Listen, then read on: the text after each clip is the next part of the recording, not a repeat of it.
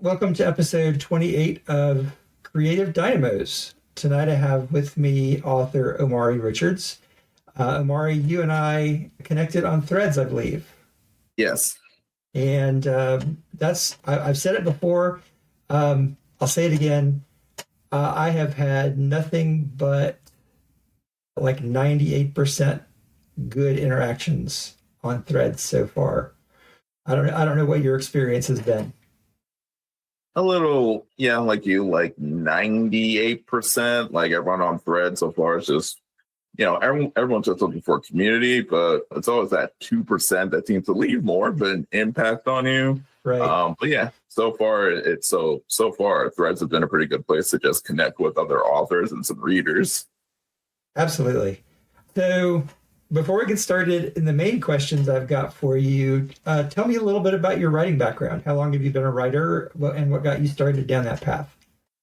I've been writing unofficially since I was like maybe 6 or 7 when they gave us an assignment, a half sheet of paper with some lines on it, and they said, write a story. And my very first story was The Lost Dog. It was really 8 pages about a kid who loses his dog, and then he goes around the neighborhood, and then he finds it, and he's home in time for dinner. That was my very first story. And then after that, I was like, oh, this is really cool. And I've basically been writing basically consistently ever since. And then I went to college for journalism. I majored in journalism and did a minor for creative writing, where I took multiple writing courses, read multiple short stories and literary fiction. And then I'm not sure when you officially become a writer, but it's around that time when I really went all in on my first book, The Kimoni Legacy Initiation. And I was working on that. I started in like 2005 when I was 15, and it didn't get fully published until 2023. So that is almost 15 plus years of working on that one book. So I published it, and here I am working on the second one and the sequel to that book. So, like I said, I don't know when officially you become an author, but that's the rough timeline of me. That's kind of a moving target, I think, for everybody. It's whatever you say it is. I certainly don't think you have to have been published. I don't think that you necessarily have to be quote unquote serious, whatever that means. For me, it's whatever you say it is, Right. And after having done some quick math in my head, now I feel super old. Could literally be old enough to be your dad. So setting that aside for the moment, that existential crisis aside for the moment, you have one novel out so far. Yes. Tell me a little bit about it. So the Kimoni Legacy is an epic Afro-fantasy that tells the story of Kamau, Rizia, and Masalo, two royal siblings in the continent of Nawala.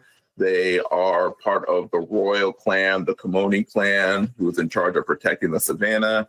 And then they each discover that there is a conspiracy against their clan. And so they branch out to figure out who's behind it, why are they doing it, and how to stop it. And along the way, they run into a lot of magic monsters, demons, traitors, and worse. And I like to say it's basically the political intrigue and morally gray characters and epic battles of A Song of Ice and Fire / Game of Thrones, and mix it together with the ongoing family saga that is Alice Haley's Roots. Put it all together, and that is my book, The Kimoni Legacy. Ooh, that's a good pitch. Yeah, as you can tell, I've been working on it for a while. I like that. So is this the beginning of a series?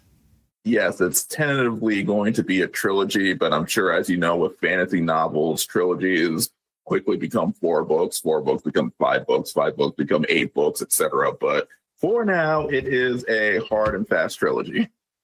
Absolutely. I mean, I think it was Douglas Adams who wrote the first trilogy that had 4 novels in it. So, and if you get that joke, then you can be in my club. So you use the phrase Afro-fantasy. I am curious how you define that.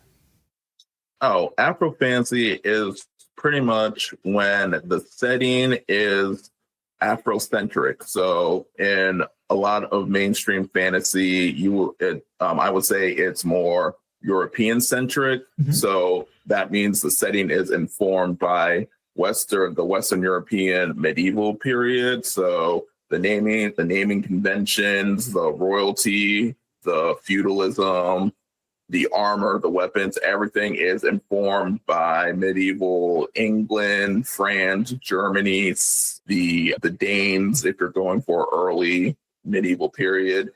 Afro-fantasy takes that and just informs the setting with West African or aspects of Africa within the setting. So in my story, it's based off of West African history, mythology, and folklore. So the naming conventions and the caste system and how the royalty is set up, it's all informed by the Ghana Empire, the Mali Empire, the Songhai Empire, the Sotoko Caliphate, and aspects of the Dogon culture, the Mandinka culture, etc. So Afro-fantasy is basically fantasy that centers Afro-inspired characters and Afro-inspired people. That's about what I figured. And as somebody who loves fantasy, I am so fatigued by the same tropes, the same character archetypes, the same everything. And it's one of the reasons why I don't actually read that much fantasy anymore. So I'm curious, what are some maybe pop culture or novels or movies or whatever? What are some touchstones that you might have in mind that would be things that you could recommend to myself and my listeners who might not be familiar with Afro fantasy, that we could check out to maybe make it easier for us to immerse ourselves in your universe?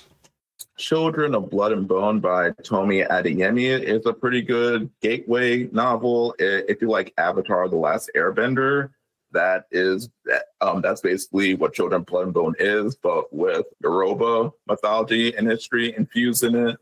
Another good one is Immortal by Charles Saunders. It's basically African Conan the Barbarian, where it tells a story about this warrior, Immortal, who is basically one of the best warriors, and you go travel the countryside with him as he fights all kinds of different warriors and monsters and tries to get to the truth behind his own birth. There are so many. Rage of Dragons by Evan Winters is a really good one. It's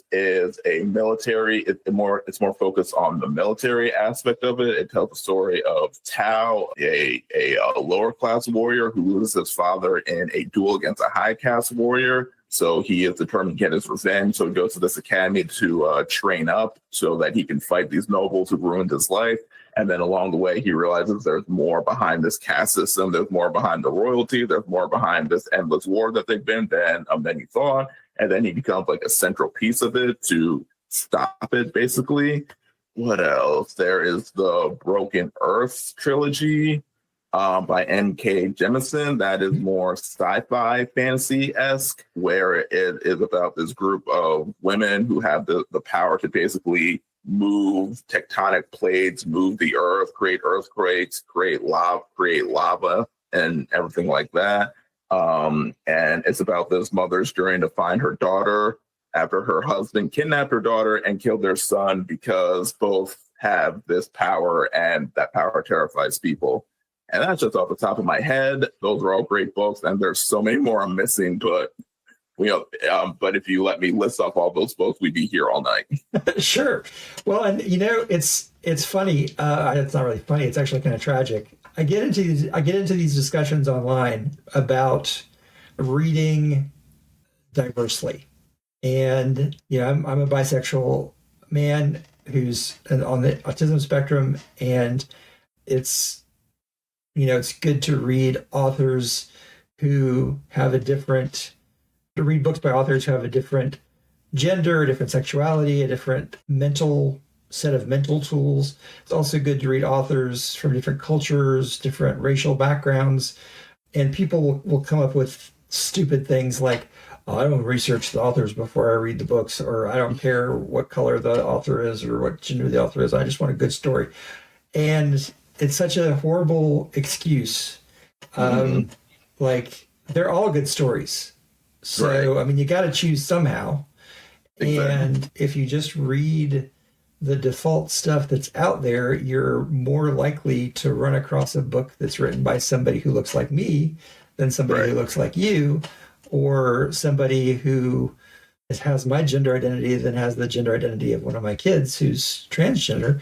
So you have to be a little purposeful about Exactly. how you choose the books you read, which is one of the reasons why I'm glad to have you on as a guest. But and why I'm glad that you've shared those titles, because it gives people some books to check out. I mean, obviously those names are familiar to me, and I've read some of Jemison's work. Didn't Jemison write some Black Panther? Oh yeah, I think she did. I think he did. A Shuri graphic novel about Shuri. Mm-hmm. I will have to double check myself, but I'm pretty sure she wrote at least one Shuri story. And then Ta-Nehisi Coates, he wrote That's what I'm thinking. yeah, I'm thinking of Coates. I'm thinking of Coates. yeah, Yeah. he had a Black Panther run. Um, But I did think of I did also just think of two more titles to add to my list of diverse titles, if I can add those in really yes, quickly. please do.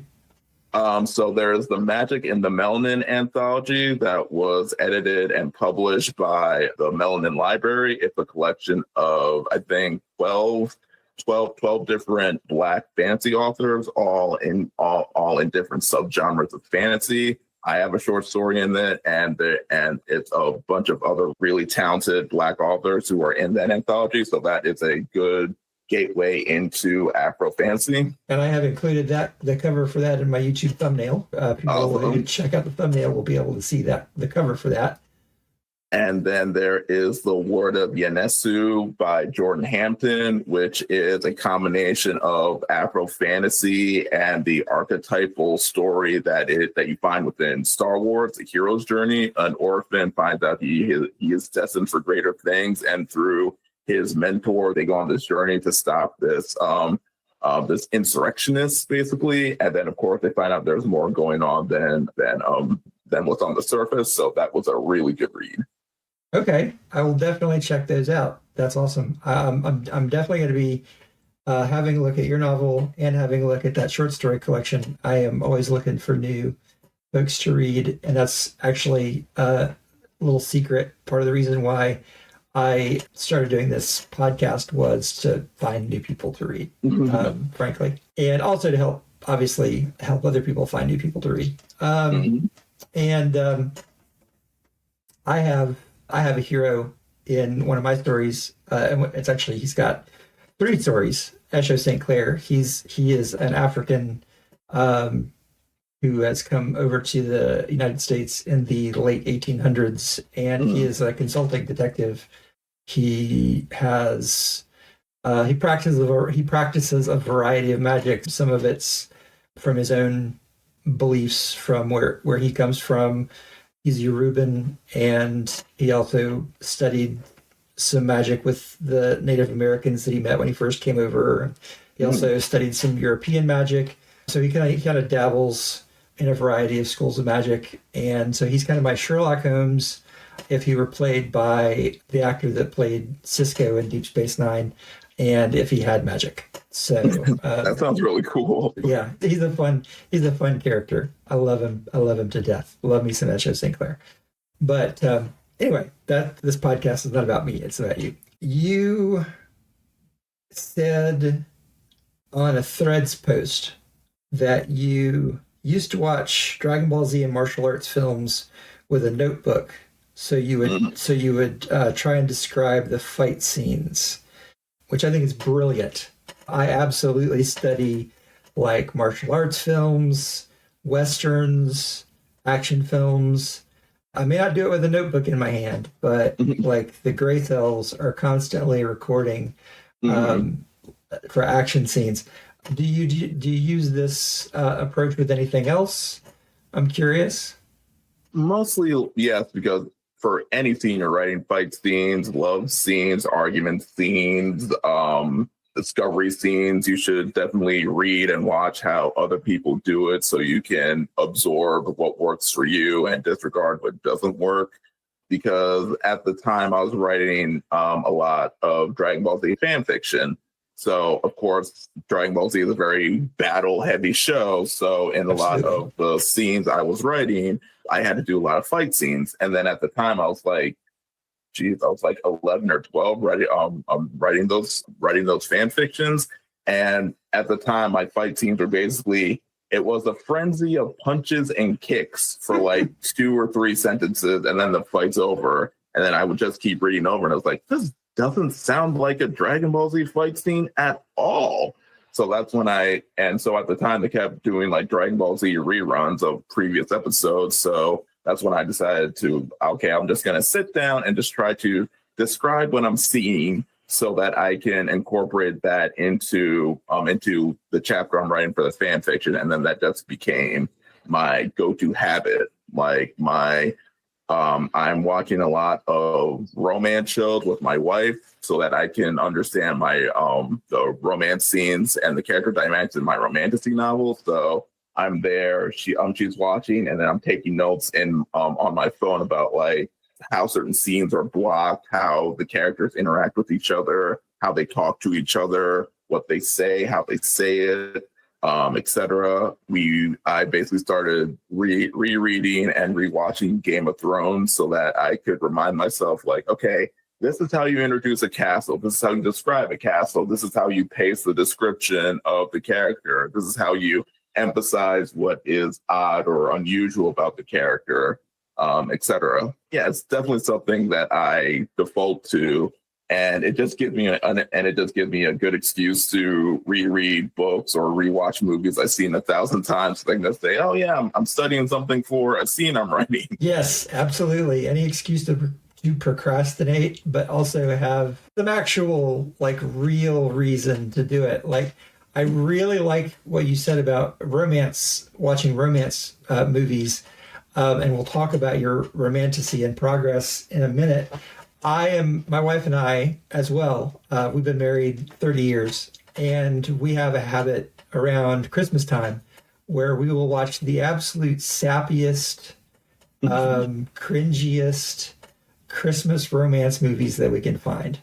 And I have read romance novels as a research, and at some point, all of this is going to come to fruition into a romance novel. Whether the romance part is the primary plot point or not, it's definitely going to come into fruition, because I gotta get some use out of besides really good quality time spent with my wife, and actually frankly enjoying the movies. I mean, they're a lot of fun. For what they are. Cute. But as a writer, I have to get some mileage out of all of those hours spent watching those movies, and I think it's good. It's good research. And I also like watching, like I said, watching like westerns and martial arts films, and I drew my love of both of those things into an anthology that I put together. So yeah, I think that watching film, especially for dialogue, definitely for action beats, that's a great way of researching. Do you have any favorite directors in particular that you like watching their films? Or Akira Kurosawa is just really, really good at not just creating a fight scene or an action scene, but really emphasizing the drama and the intensity behind it. Because Akira Kurosawa, his samurai duels, they only last literally 2 or 3 seconds, with the most famous one being at the end of Sanjuro, where the main character is going up against a guy he previously humiliated earlier in the movie, and then the guy comes up to him saying, he wants to get his honor back, he wants his revenge, and then they go into this duel, and then for like maybe 20 to 30 seconds, they're just staring at each other as the sound slowly drowns out of the scene until all you can hear are the birds and they're still not moving. And then all of a sudden it's just done where they just both draw their swords and it's just like this flash of motion. And then the other guy just erupts in blood and falls over. And it's like, you have no idea what just happened, but you were in the scene. He's really good at just like building up the tension. And then when it finally explodes, it goes over so fast, you're not even sure what happened. And I kind of try to bring that into the fight scenes that I write in my book, because in novel format, it's more fight scenes need as much internal dialogue and internal drama as external violence, because the reader can't really see the violence. They have to imagine it. So sometimes fight scenes that are too descriptive, sometimes the reader just glosses over them because you have to like spend a whole paragraph. You're going to spend a whole paragraph or a whole page describing a guy getting his arm chopped off and the blood splurting up everywhere. Some readers like that, a lot of readers don't. But what you really need to focus on is the drama behind it, and almost like you can't lose the human element. And that's why I really like Akira Kurosawa, because he doesn't forget the human element in those scenes, because after the samurai gets rid of the other guy, he just kind of stares over the body, like panting, like he just finished running a marathon, but it's like he's coming down from all the adrenaline, and then he's contemplating, I just took a man's life over nothing. And then his comrades say, that was amazing. That was so cool. And then he just calls all of them stupid for believing that. And like I said, it's that human element you have to keep track of. And I think that's what he did really well. I agree 100%. I also really like, although I don't love him as a director for a whole lot of reasons, Tarantino, there are things about his directing that as a writer, I like his dialogue and I like his action beats. There are things about his films that I don't enjoy. Like he goes way too in for the gore. And I loved Django right up until the last 3 minutes, where he absolutely lost the plot in buckets and buckets of blood. I was like, this was a beautiful movie until you decided that everybody needed to be painted in 3 gallons of gore. Honestly, to me, that was like the best part of the movie, because for me, as soon as the movie started, like I said, it was like a ticking time bomb of tension. From the moment you meet Django to the moment he gets to Candyland, you see all this brutality of slavery, and then Django, you just feel this rising level of anger and resentment and the need to just crash out and make them pay for what they did. But you know that you can't, because he still needs to get his wife Brunhilde out, and he still needs to get himself out, because there'll be violent retribution if you do anything. So he kind of leans into that forced helplessness where right now all you and Django can do is just watch. So when the other shoe finally drops and everyone starts shooting, it's almost cathartic, because all that anger, all that tension that you felt from the movie's beginning is finally able to be expressed. You finally see him just blow people away with the guns, and it's, like I said, it's very cathartic. So for me, that was the best part of the movie. I can appreciate that perspective. I mean, I guess for me, it was, up until that point, a fairly realistic movie. And at that point, it just went into fantasy. Kind of like Kill Bill. Like there were some great, really well-grounded parts of it. And then there were parts that were just absolute fantasy. And again, I have less of a problem with that with Kill Bill. This has suddenly become the Quentin Tarantino cast. I have less of a problem with that with Kill Bill, because it was fairly even. Like for every scene, like her making her way out of her hospital bed and getting to the pussy wagon, there's a scene like where she's fighting the Crazy Eights, which is just like wire foo all over the place. But for Django, like, you have an hour and 50 minutes, or I forget how long the movie is, but like it's almost 2.5 hours, I think. Okay, so you get 2 hours and 15 of really grounded period piece Western that's amazing. And then you get 5 minutes of him playing with finger paints. And that works for some people. Like, I don't fault anybody for loving that part. It's different strokes for different folks. And I'm a horror writer. I love playing with gore from time to time.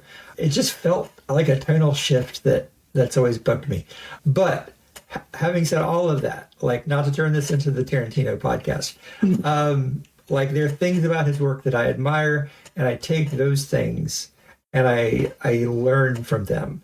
And I think that it's really, and studying movies, studying TV shows, studying, of course, written works or techniques is absolutely a way to go. And I think especially today, because as writers, we are competing with movies, TV shows, games, podcasts, video games.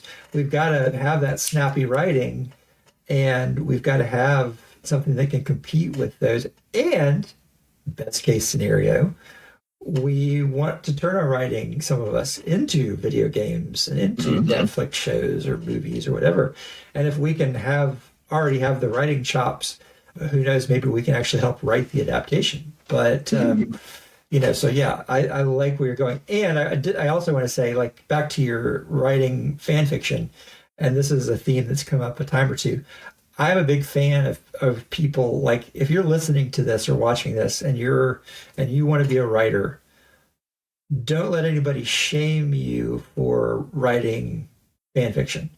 It is a perfectly acceptable way to learn the craft, hone the craft, and heck, once you've learned it and honed it, to continue doing it. Like, there are people that have made serious money off of what is essentially fan fiction. Fan fiction is pretty much where I really learned to love the craft, to love the process. Like, I wrote like 12 different fan fictions, and then one of them was like 80 chapters over like 700,000 plus words. And I just remember in school just outlining on the back of my worksheets, trying to figure out character arcs, researching sword techniques and things that I could use. And yeah, it's like and I could do those things because I felt no pressure, because it's fan fiction. Like, everyone knows it's just for fun. So it allowed me to experiment with my style, to learn my style in a relatively safe environment where there weren't too many people watching. So I could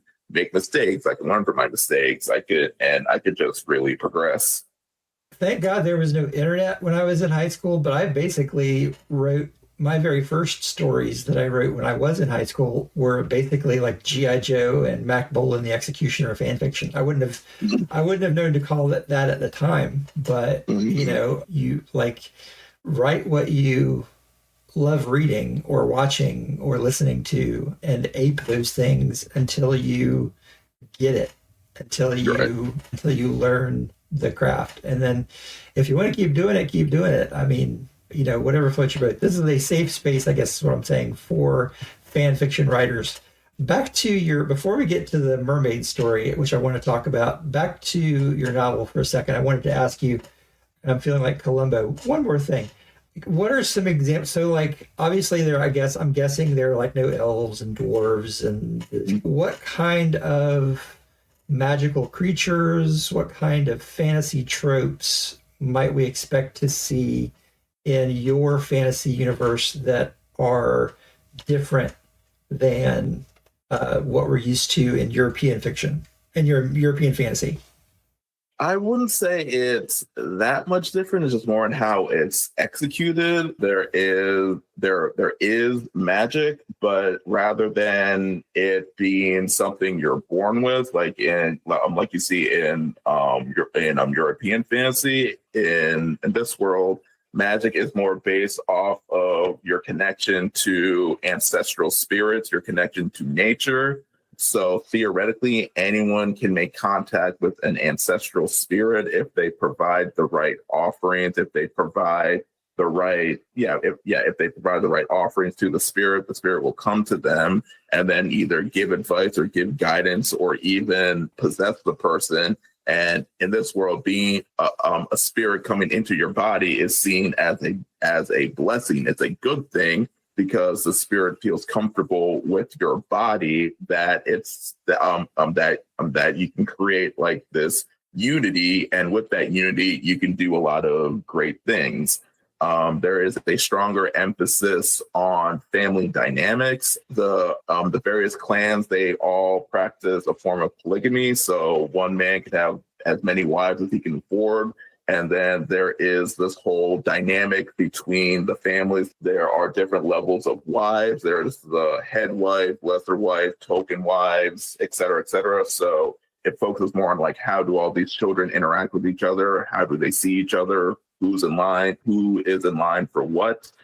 And just in terms of how the hero's journey plays out, where Kamau, I guess he's the closest thing to a main character. Slight spoiler, his parents stay alive the entire first book, and it's more so about how do I live up to their expectations, as opposed to how do I discover more about my background that you would see in European fantasy, because Kamau knows a lot about his family. He knows a lot about his people. He knows a lot about their legacy, and that legacy is the primary driving force. So I guess that's slightly where it would differ from European fantasy. I'm guessing so. Like in European fantasy, you've got like your Game of Thrones, your Lord of the Rings, your Wheel of Time. Those are all, I think, what are called second world fantasy, where it doesn't take place on Earth. Well, okay, Lord of the Rings technically does take place on Earth in a different historical period. Right.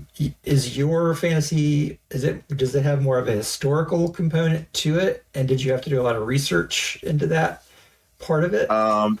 No, it is very much its own. It's very much its own world. Now, while it is a continent that I created, all of the cultures and customs and religions within the book are things that I created. But I still needed to do a great deal of research on West African customs, cultures, languages, religions, etc., because these are aspects that are very, very important to the West African identity, and I really wanted to get it right, or make it, or turn my fictional versions into something that is recognizable for readers that are from that area, or for my Black American readers, create a connection to African spirituality that they could that they can explore on their own. Because when you read about anything related to Africa within fantasy, it's always this stereotype caricature version that's very shallow, or it's mentioned but it's never really explored, or it's seen as a novelty or something. It's never given the space to be as dynamic or as insightful than it is. So I really wanted to really get into the weeds of African spirituality, African history, folklore, religion, all that stuff. And that required a great deal of research, because it is very difficult to find anything about pre-colonial Africa within mainstream bookstores. I have to imagine so. And yeah, so did you find out anything that was surprising or that challenged any of your preconceived notions that kind of jumps out at you? Well, what really jumps out to me is Mansa Musa, because in the West, he's celebrated as the richest man in the world. He went on this great pilgrimage. He was so rich, he crashed the economy of Egypt, and then he came back, and then he was this great Muslim ruler. But when you read about Mansa Musa from the Mali perspective, it's a slightly different story, because to them, he kind of squandered the gold of he squandered the gold of the country on this pilgrimage. The way he came into power was kind of shifty. It is believed that he may have had his mother or his grandmother killed during his rise to power. We're not sure if that was intentional or accidental, but either way, she was a very prominent figure within the court. And when she died, there was talks of rebellion. So Mansa Musa went on the pilgrimage as a PR stunt to prove that he was remorseful. And then the pilgrimage was also to make contact with the Mamluks in northern Africa because they were the main power base within the area at the time. And you're trying to create an alliance with them because the Mamluk Empire are the ones that invaded and destroyed the Ghana Empire hundreds of years before. So the research really showed me that, once again, West African history is a lot more dynamic and a lot more layered than what we get here in the West. So that was very interesting to learn. I'm going to need a bibliography from you at some point, because that sounds amazing. Here is where I admit that all I know about Mansa Musa comes from epic rap battles of history. But at least I knew who you were talking about. So there's that. So getting back to the Romantasy that you're writing, tell us a little bit about that. So I am still in the early stages of drafting, so my pitch isn't as polished as my one for the Kimoni Legacy. Nor would we expect it to be. So, and I don't even have a full title for this yet, but basically it is a urban romantasy that focuses on a Black Mermaid named Kiani. She is a mid-seeker, which is a mermaid who travels to the surface, interacts with ships, and tries to get mermaid treasures back in order to return them to the Mermaid Treasure Cove. And then it is after one of these excursions that she hears a message from her mother, who went to the surface years before but disappeared. And so Kiani goes to the surface to find her mother, where she runs into a surfer named James, who accidentally triggered the message because the message came from his grandfather's ring that was given to him by a woman in the ocean who saved him from drowning, and he kept the ring that she gave him. So they kind of link together to figure out, hey, what's going on? And then the closer they get to each other, the more dangerous the world around them becomes. And I'm guessing that the urban part of the urban romantasy means that this takes place in a modern setting? Yes, it takes place in Oakland and California right now. Oakland and San Francisco. Okay, that's awesome. So what about going from this sort of epic historical fantasy to an urban romantasy?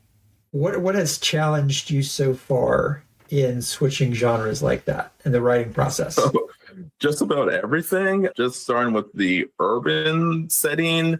The thing with epic fantasy is the reader basically trusts you as the author to guide them through this world, because it is a world entirely of the author's making. So everything the reader interacts with, everything the reader imagines, comes from the author. The reader doesn't have much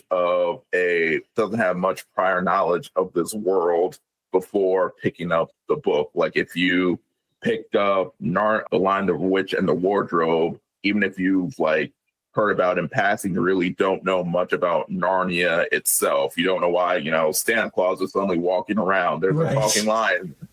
What is going on? You don't have a lot of pre-context for that. But with urban fantasy or things taking place within the urban genre, there is that context before you pick up the book. So if I say the book takes place in San Francisco and Oakland, readers from those areas, or even readers that aren't from those areas, they know what San Francisco looks like. They know what Oakland looks like. They know what to expect from these places. So the burden falls on me as the author to deliver on at least somewhat of what they expect those places to look, sound, and feel like. And then there's also the aspect of modern day conveniences and inconveniences. So in epic fantasy, it's very easy to just drop everything and go on an adventure, because part of the allure of fantasy is exploring the unknown, going off the beaten path and going on to the edge of the map and seeing what's there. But within the urban setting, we kind of already know what's out there. We already know what's around the block. We already know what's out there. And most importantly, you can't really drop everything, go on an adventure. You have work, you have school, you have these obligations.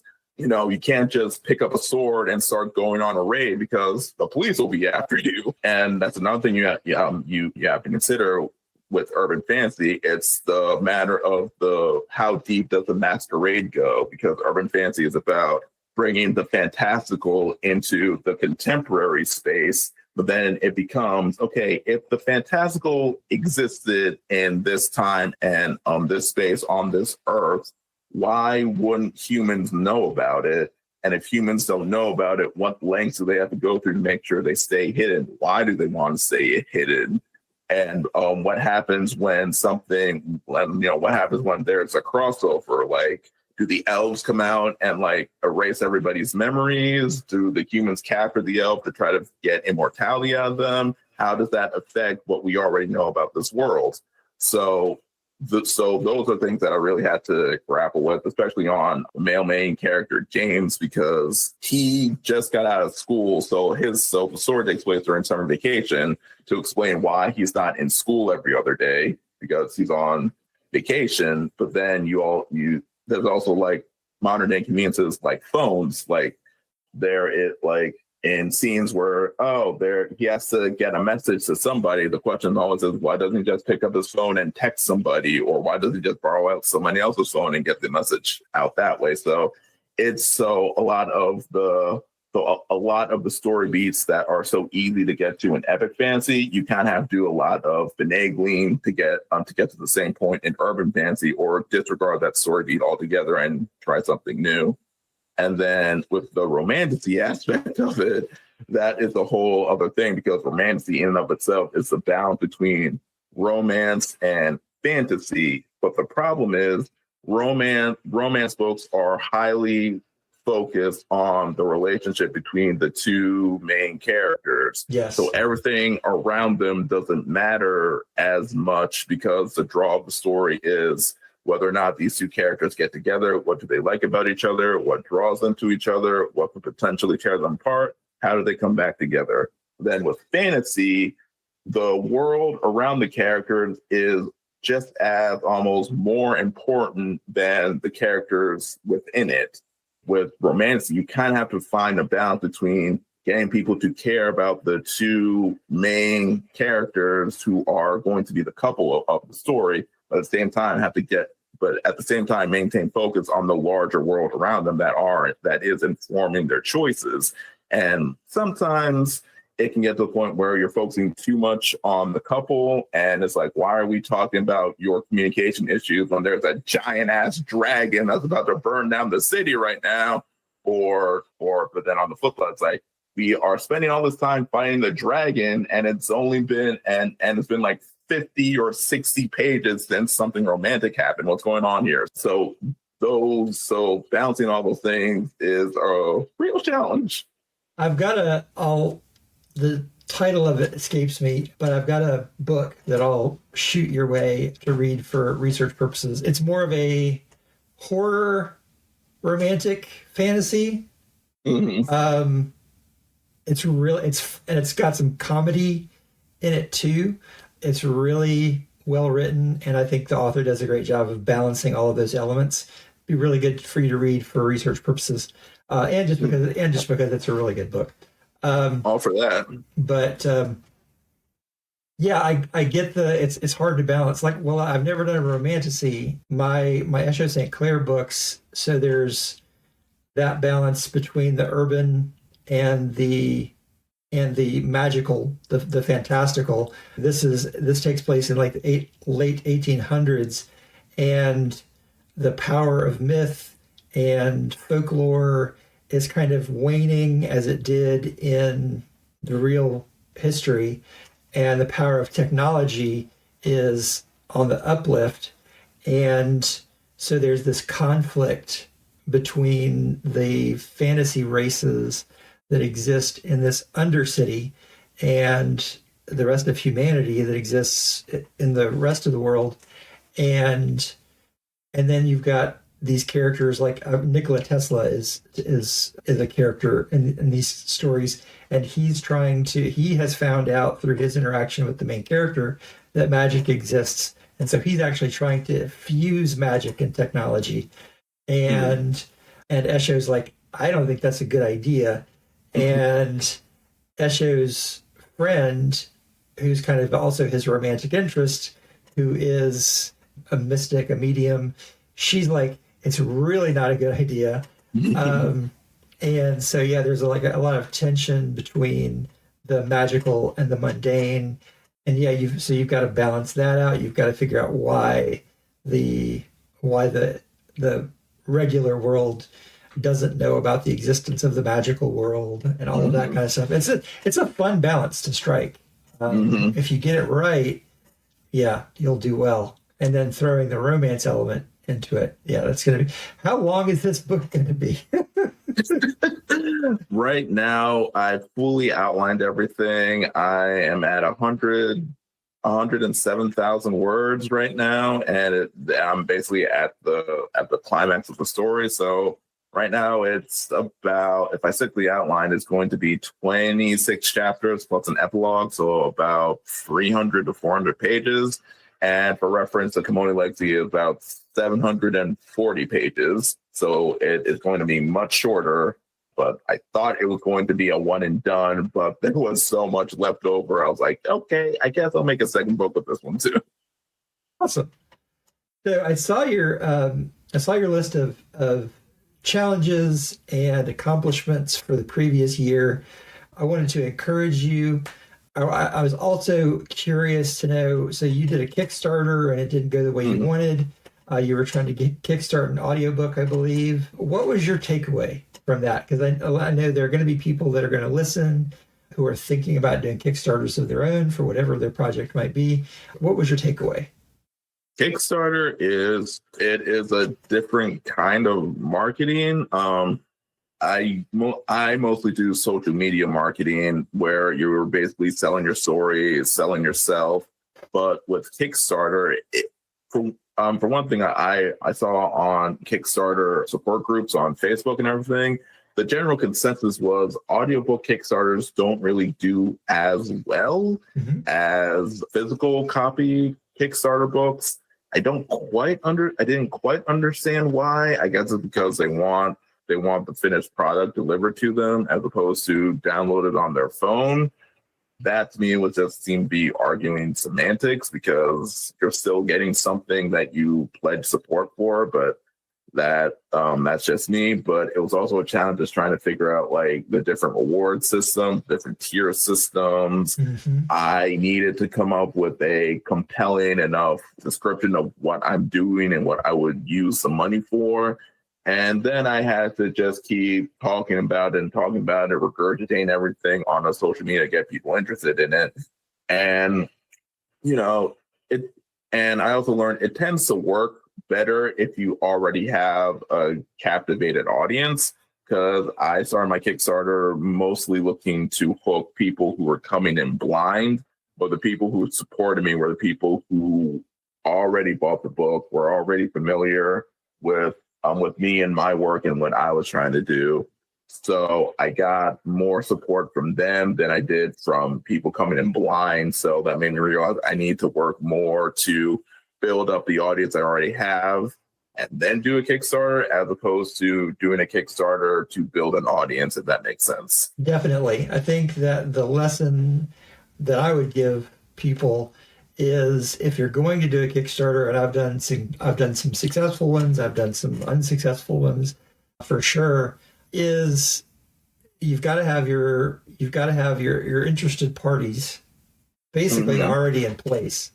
I'm watching a friend of mine do the build up to a Kickstarter, and I think that that's a very important thing that you can do now that did not used to be the case. Like, you can do all this pre-launch stuff. He's already got a well-established audience. I think that's very important. What he's trying to pull off is a very special edition of a hardcover book. I'll be interested to see how that goes. Like, he's already got my support. I'm going to buy because I'm a big fan of his book and his writing. I'm going to pay whatever it takes to get a hardcover copy of his book on my shelf. But yeah, you basically need people like me who are already in the pocket for you, because if they don't know your work, then there's no real reason for them to invest in you necessarily. Exactly. Unless there's just something super compelling about your story, which I'm sure there is, but they don't know that. Exactly. So yeah, that's a real challenge.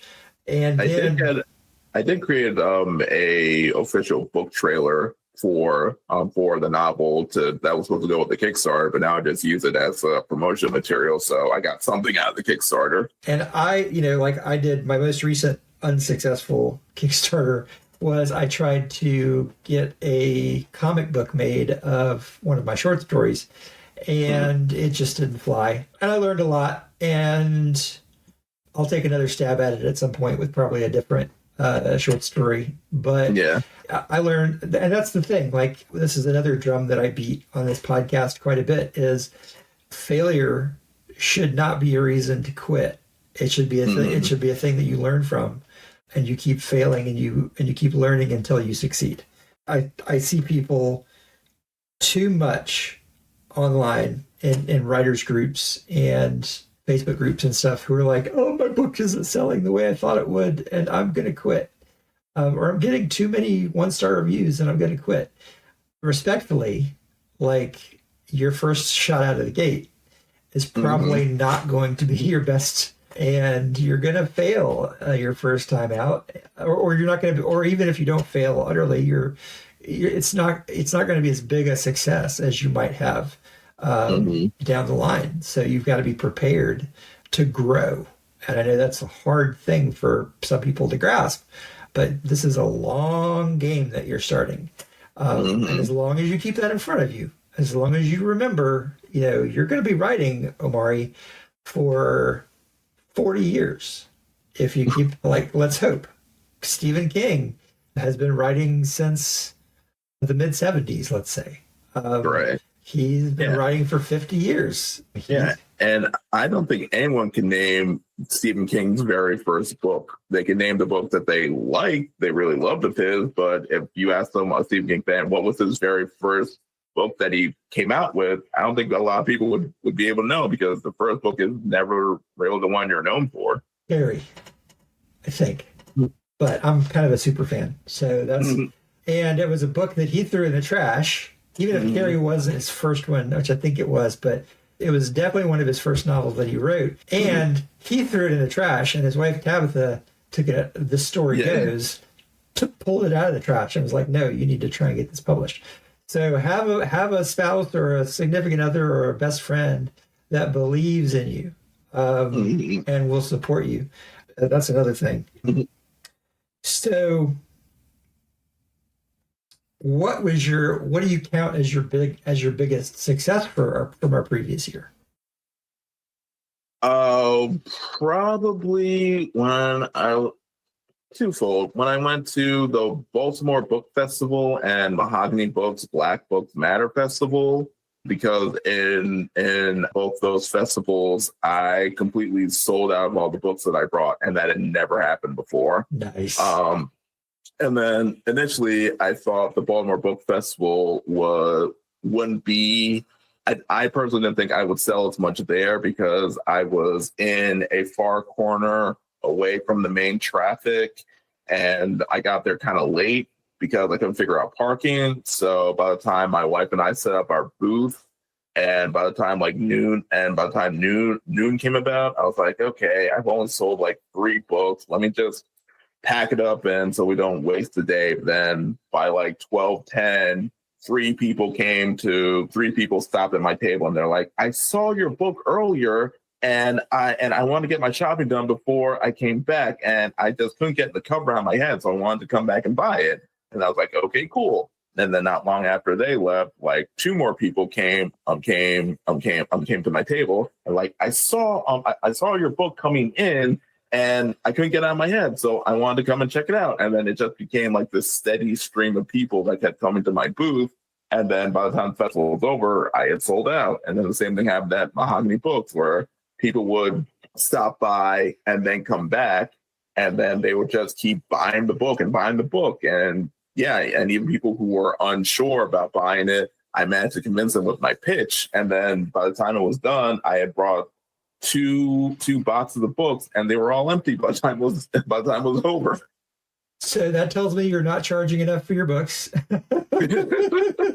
No, but seriously, like, you have a great cover, you have a great pitch, and those are 2 things that if you're gonna hand sell, you got to have, because you got to have something that's going to catch people's eye, and then when you get them to your table, you've got to be able to tell them in like that much time what your story's about.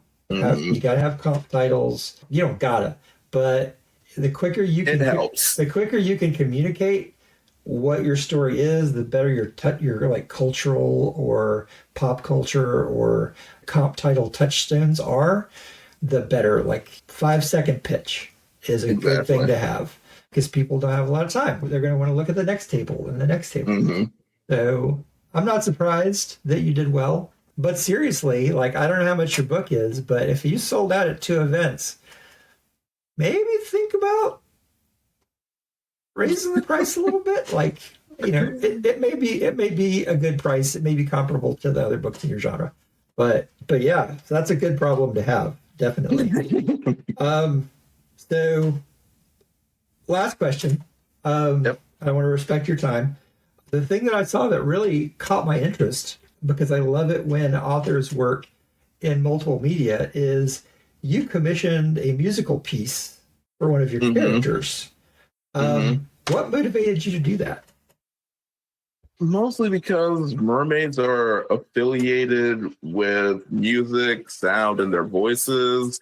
And, you know, when people think mermaid, the first thing that they think of is Ariel from The Little Mermaid, and, you know, how she gave up her voice, how she has like a really powerful singing voice. My wife can sing Part of Your World just like that. You give her like one lyric and then she's just off to the races. So I figured for my mermaid character, it would help to have like some kind of theme song, some kind of leitmotif to go along with character art. And I thought that was just a cool way to introduce readers to her. So yeah, the musical piece is really touching. It's almost like it sounds like a swimming waltz, if that makes sense. Like it's like you're doing a waltz underwater, and that just suited her perfectly. So how do you plan on using that? Probably in cover and title reveals. Probably if I can get more character art, I could and if I have the money, I could probably do like a quick 5-second animated piece for social media.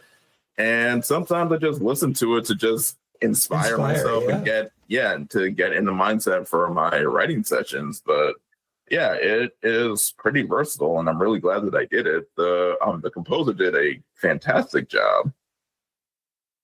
That's really cool. Well, Omari, I want to thank you for your time. Before I let you go, tell our audience where they can find you. So you can find me on TikTok at Richards_author. You can find me on Threads at Omari_A_Richards. You can find me on Facebook, Omari Richards page, my official Kimoni Legacy page there.